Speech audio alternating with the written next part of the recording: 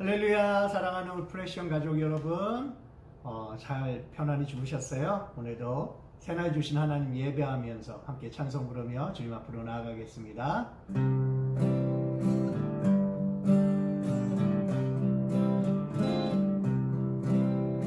주 나에게 믿 내가 편안히 쉬네.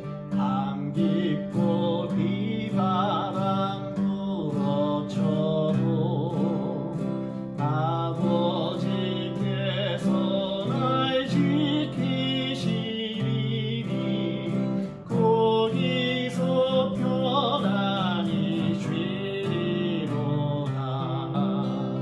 주 나에게 빛 즐거워라. 그 사랑 그늘 자리요. 주 나에게 빛 내 쉬는 영혼 영원히 거기서 살리. 주 나에게 빛 나의 피난처 되니 거기서 쉬기를 원하노라. 세상이 나를 못 위로해 주나 거기서 평화를 누리리라.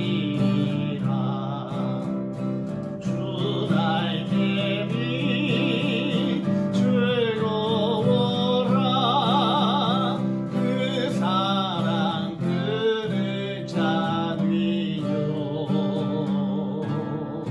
주 나에게 빛 내 쉬는 영혼 영원히 거기서 살리. 주 나에게 빛 잠든 기쁨이 있네. 고달픈 세상 피가는 동안 나 거기 숨어 돌보심을 받고 영원한 안식을 얻으리라. 주 나에게 빛 즐거워라. 그 사랑 그늘 자리요. 주 나에게 빛 내 쉬는 영혼 영원히 거기서 살리. 아멘.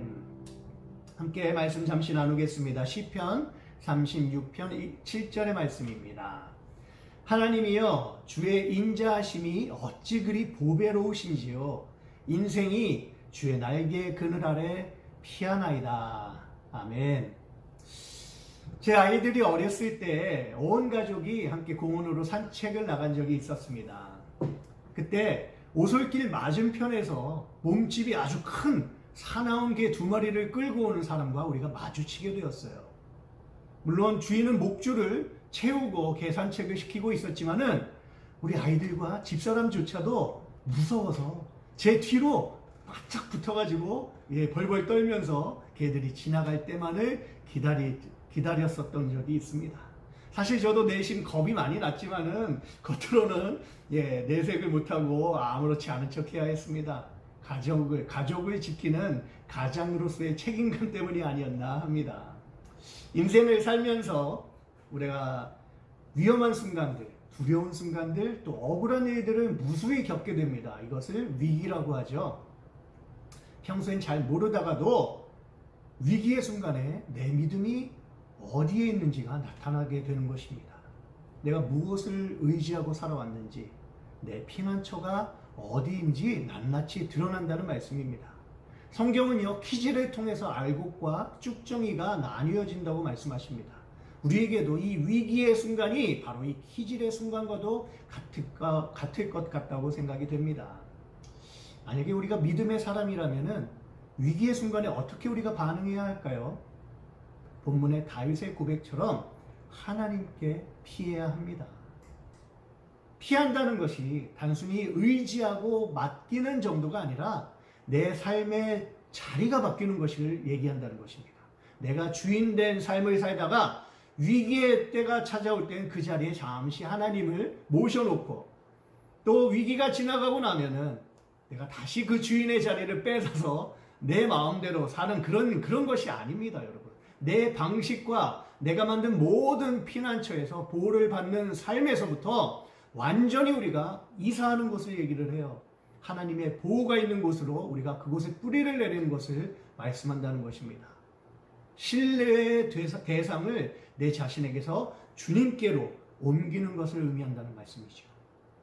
신뢰의 대상을 바꾼다는 것은요, 회개하고 내 삶의 주인의 자리를 주님께 온전히 드린다는 뜻입니다.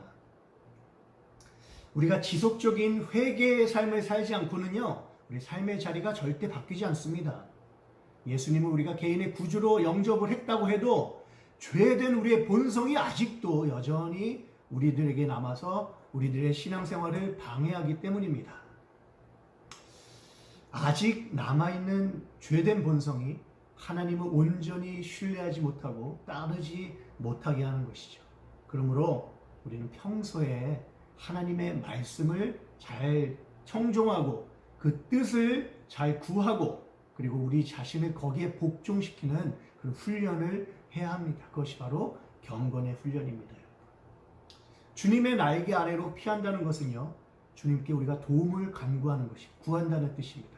어떻게 해요? 무릎을 꿇고 하나님의 하늘의 하나님께 기도로써 우리를 도와주십사하고 구하며 나가는 것입니다. 우리 인생에 의도치 않게 찾아온 금전적인 위기, 중한 병에 걸렸을 때의 위기, 또 관계의 위기, 직장과 가정에서의 여러 가지 위기에서 내가 무엇을 의지하는지, 내가 은행의 잔고를 의지하거나 유력한 사람, 그런 인맥을 의지하거나 내 경험이나 지식을 의지하지 않고 처음부터 하나님의 날개 아래로 우리가 피한다면은 주님은 자녀된 우리를 품으시고 거뜬히 그 위기를 극복할 수 있게 해주실 것입니다. 오히려 상황을 역전시켜서 우리를 높여주실 것이에요. 그것이 바로 하나님의 자녀된 자들이 누리는 특권이자 축복인 것입니다.